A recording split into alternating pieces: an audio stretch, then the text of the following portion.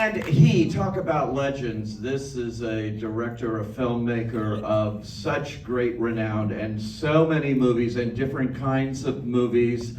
I could never possibly go through them all except to say, please welcome Wim Wenders.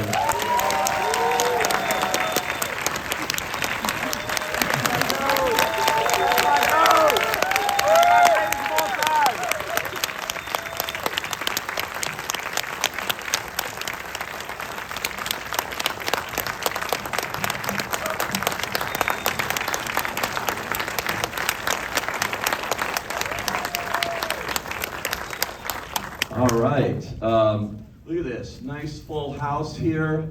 Seeing the movie the way it should be seen, I think, here in a theater, the way you made it.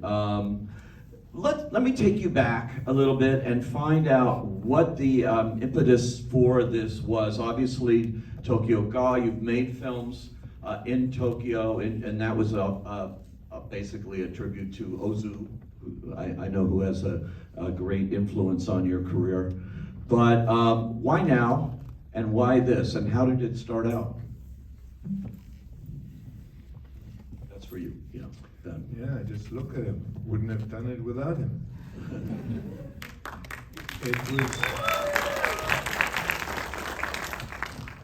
It all started with a weird invitation.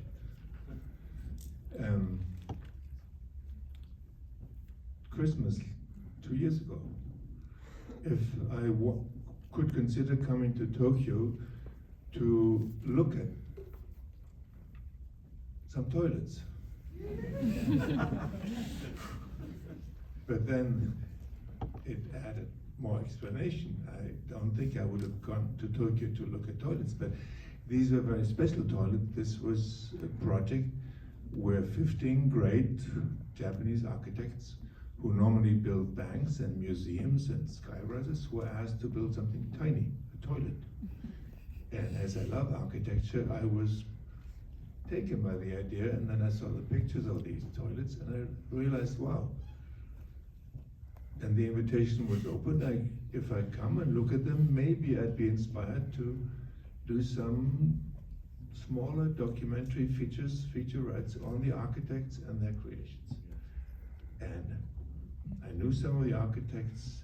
I hadn't been to Tokyo for the longest time. I was very homesick, and the letter was just what I needed for Christmas to survive the Christmas blues, and answer them that I would come as soon as I could. And that was only a month later, because I was still working on another movie and shooting.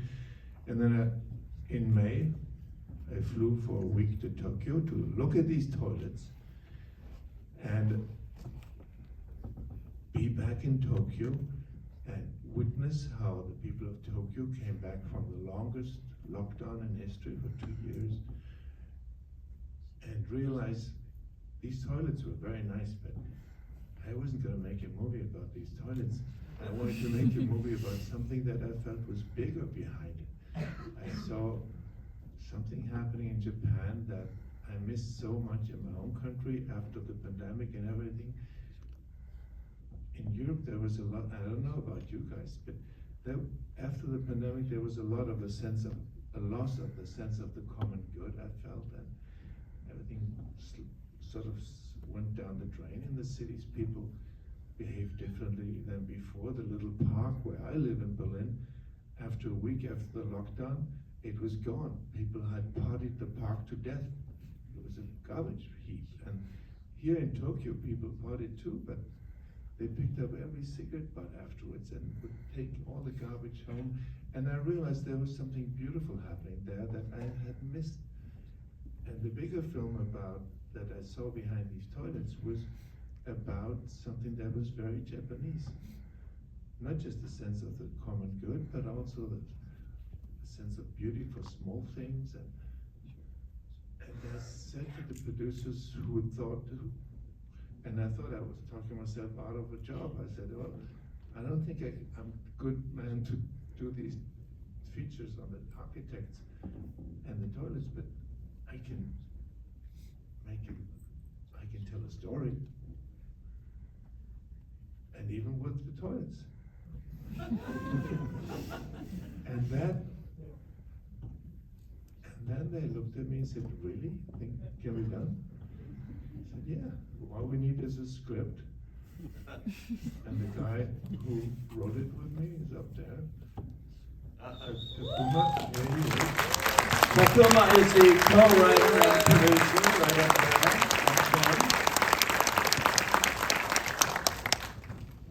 I couldn't stay in Tokyo. I had to go back to finish the other movie, but I said, "Takuma, you come with me.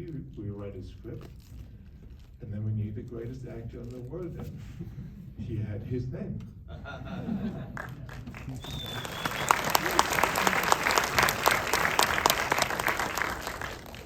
then Koji was going to do it, even without a script. He's committed to it, and so we wrote it for him. And I knew these locations, and I knew something about Japan because I love Japan. I've been there countless times, and finally I could make a movie about everything I loved there. So, and that was the beginning. And we notice it's dedicated to Ozu. Of course, so many brilliant films, Tokyo Story and everything. He had a real influence on you to the point where you dedicated this movie to him. Well, he's a great figure. How many of you have ever seen a movie by Yasujiro Ozu? Wow, you're informed. Smart audience here, okay. Wow, I drank a lot of the smart water. Thank you for knowing some of the films, because they changed my life when I saw them, and I still review them. And I just was in Tokyo in October, and I saw 12 of them newly restored, and some of them that were considered lost. So all of you, you have some more coming. So he's a great director of humanity and of simplicity and of decency, and he's truly a transcendent director. So the film was a little bit in his spirit. Not that we tried to make a movie like Ozu, that would be impossible, but I mean, we made a movie in his spirit. Amazingly, in like 17 days, and you come up with the story and to do something. When you mentioned humanity, that's what comes across here too. And this wonderful actor who, you know, has done so much, and had you had never worked with him before, but you wrote it with him in mind. Yeah, we wrote it with him in mind, and it was such a gift that he said, if Wim's going to do it, I'm going to do it too. So, and it's so beautiful to write something for somebody, and for somebody who's also so dedicated, because when I came back later in October to shoot the film in bloody 17 days, you said it. Some of you might know what that means. If you've ever been on a movie set, you know how slow a shoot is. This man, we worked him very hard. We worked morning to night, and he was in every shot. And when the movie was over, he wondered whether he had a trailer. I said, yes, we have one around the corner. And he said, I've never seen it. So he never spent any time off the set, because we shot the whole film handheld. So we were always ready for the next setup, and he had no pause.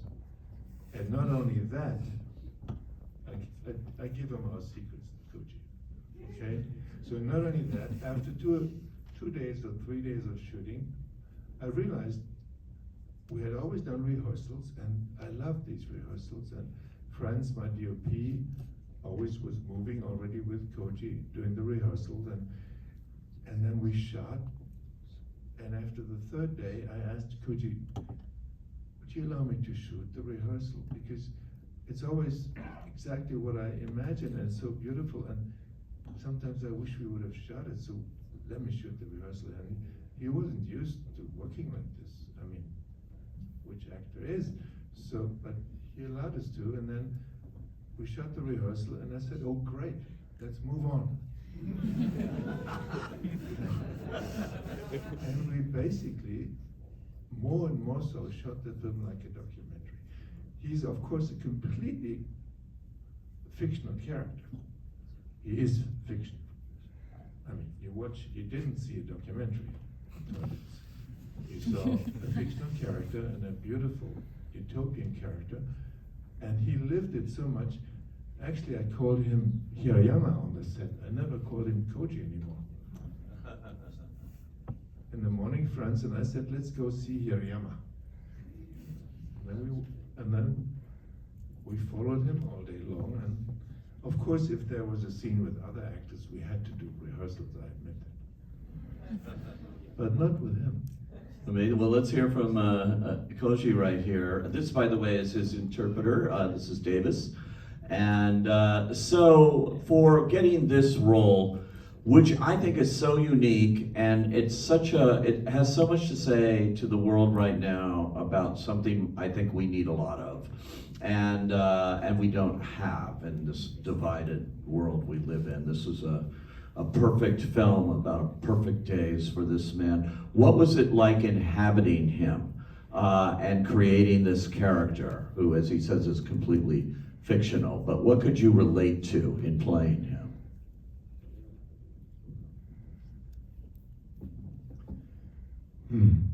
まずは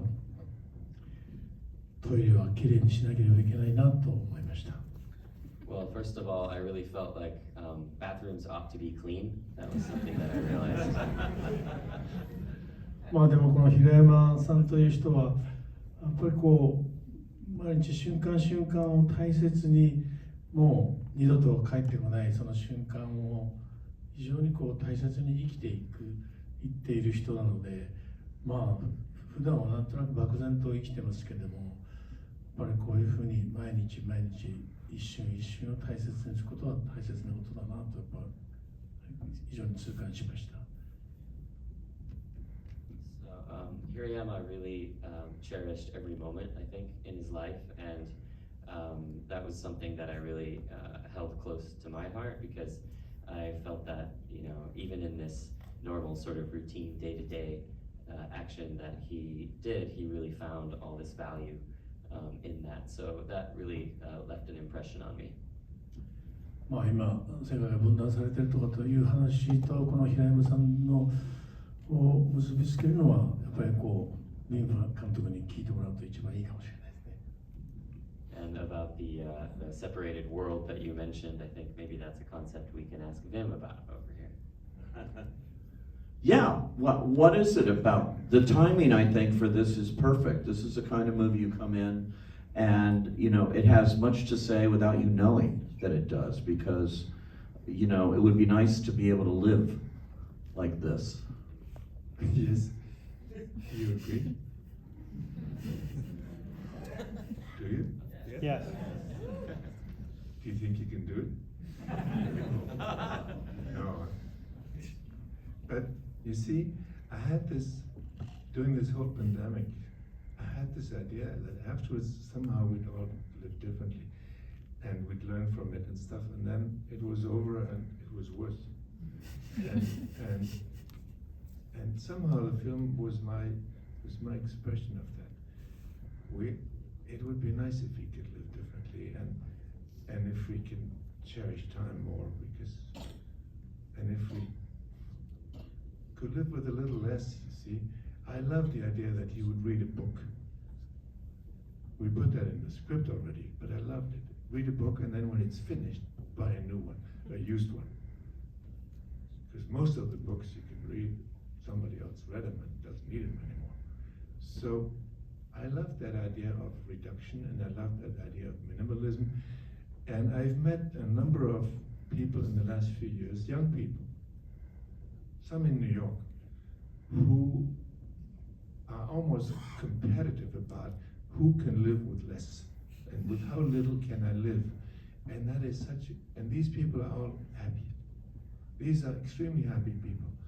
And all the people who have too much of everything are not exactly happy. So I realized we're doing something wrong, and the film is a little bit about that. And if Nina Simone sings in the end, "Freedom is mine," a part of that has to do with the fact that we just all are used to having too much. You know, and it was so interesting too, because there's the camera, and it's only used to take pictures of trees and things, and cassettes. You're gonna bring back cassettes with this, cassette music. I mean, you know, that was something that was very big for a while, and now you can't even find a cassette player anymore. It's a relic. Except in Tokyo, there's lots of stores where you can buy Walkman again. Right.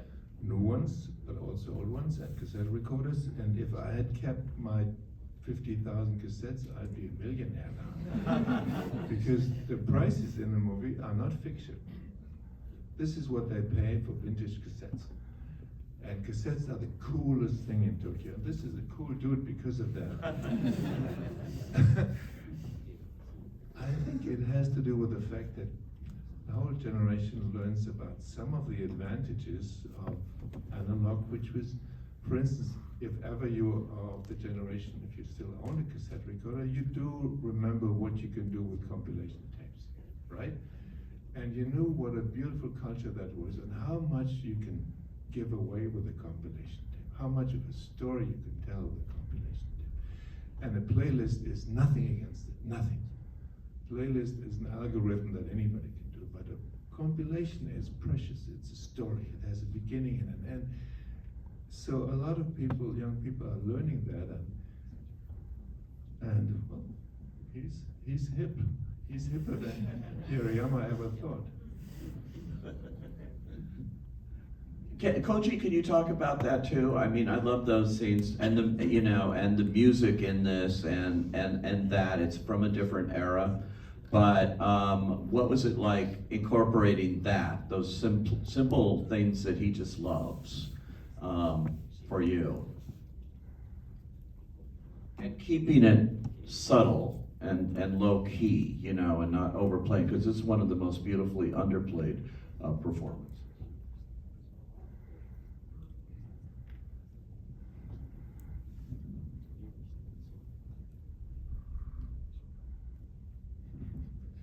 The tension rises. よくわからないけど、まあ僕たちもずっといつも何か欲しいと思って、まあそれなりに働いてお金を貯めて買って、そしてそれで満足することなくまた次欲しいものがどんどんできていくんですけども、この平山さんという人はやっぱりこうあるもの、今役に立つものを大切に、使うということがなんでしょうね、本当に何かこう世界中からゴミが減っていくような、力にもなると思うし、あとはそうですね、とにかくこの平山というこの清掃員というのは日本にはこのトイレというものをきれいにするといいことがあるという言い伝えがあって、子どもの頃からそういうふうに教わりましたけども、これなぜかというとやっぱり次使う人が気持ちよく使うために自分もきれいに使わなければいけないということをよく教わります。でも監督はやっぱり日本人がこう非常にこう街もきれいにする、タバコの吸い殻一本も落ちてないって言いますけども、やっぱこれでも日本にはやっぱり最近はやっぱりこう汚す人たちも多くなりました。でもこの映画、平山さんの生き方を見て、またかつてこの非常にこう日本の街がきれいになった時代に少しでも戻ってくれるといいなと思います。So I think we as humanity, we always want more, and so we buy things and we accumulate things, and then we're not satisfied them, so we go and we buy more.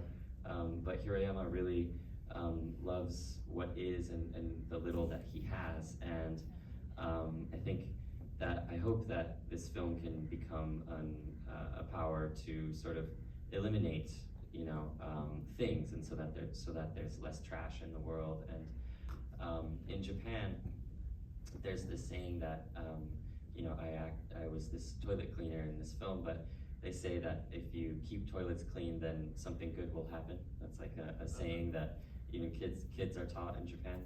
And the reason for that though is just because so that the next person who uses the bathroom feels good, it feels clean, and it feels nice. And so Wim also mentioned in Japan that there isn't a single cigarette butt, and I would argue that I think maybe now there are some more people who tend to litter in Japan, but maybe this film will influence Japan again to sort of go back to being its cleaner days. この実際にこの東京トイレットっていう東京の渋谷にこの17個のトイレがあるんですけども、今日本でもこのパーフェクトデイズが公開されて非常にたくさんの人が見てくれてるんですけども、やっぱりその17個のトイレをこう見に行く人がたくさんいるわけですね。だから今この東京トイレットのスタッフの人たちはやっぱり清潔なトイレを保とうと今まで以上に頑張ってトイレの清掃をしているそうです。So the Tokyo toilets that you see in this film, there's 17 of them scattered around Tokyo, and of course many people in Japan have seen this film now, and there's a lot more visitors to all of these toilets. And so the staff for the Tokyo toilet are working even harder to keep them clean now. That is amazing. That, of course, is a strange effect of the movie. I think you always make a lot of movies that will stay with people and give them something to take away. That is the power of being a filmmaker, and you can get a lot done in this world this way through your art. Well, sometimes it works that way. At least people know how to use the transparent toilets. I got a signal that we have to take you scared the first down the way here for another screening.